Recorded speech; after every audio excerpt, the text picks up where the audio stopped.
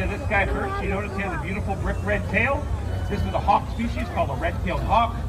This is that hawk when you're driving on an Ontario roadway you often see. Sitting on a lamppost, standing on a bale of hay after harvest, sitting on a fence post, sitting in a tree.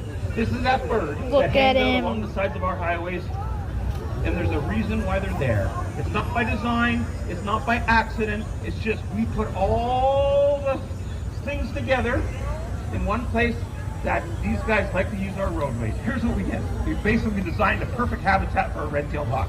We put an asphalt surface down the center. They don't benefit from that too much, but they do get some roadkill every once in a while. Number two, we put telephone poles at an even pace along our roadways. Those telephone poles give them a hunting platform, gives them height, they can see farther, gives them speed. When they build a road, we put grassy ditches on either side. In those grassy ditches is smorgasbord. There could be something as simple as a mouse. It could be a snake in the summer. It could be a squirrel. The ditch is wet. It could be a duck. That's why these birds are always hanging out along the sides of our highways. When we build roads, we produce thousands of kilometers of habitat for the red-tailed hawk. These are the voice actors of the bird of prey world.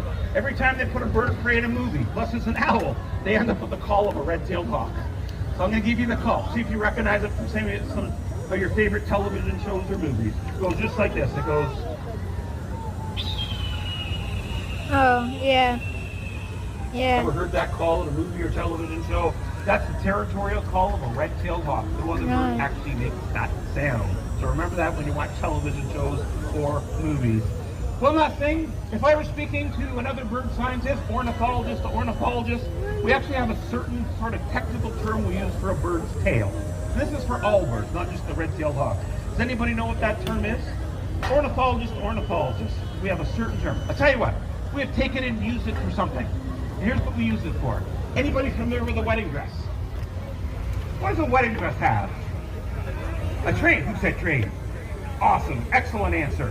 The train on a wedding dress was actually named after a bird's tail. So this red-tailed hawk has a beautiful red train, would be correct to say. I grew up in the generation where I watched Princess Di walk down the aisle. She had a 60-foot train right out the front door of the church named after a tail of a bird. I think that's pretty cool. Eric the Red is this bird's name. Him and I worked on a television series 3 years ago. Bro, it's looking right at the camera. On the Paramount Network. It's about a Wyoming game warden. This guy's in all 25 episodes of the show. But our claim to fame, him and I together, check this out.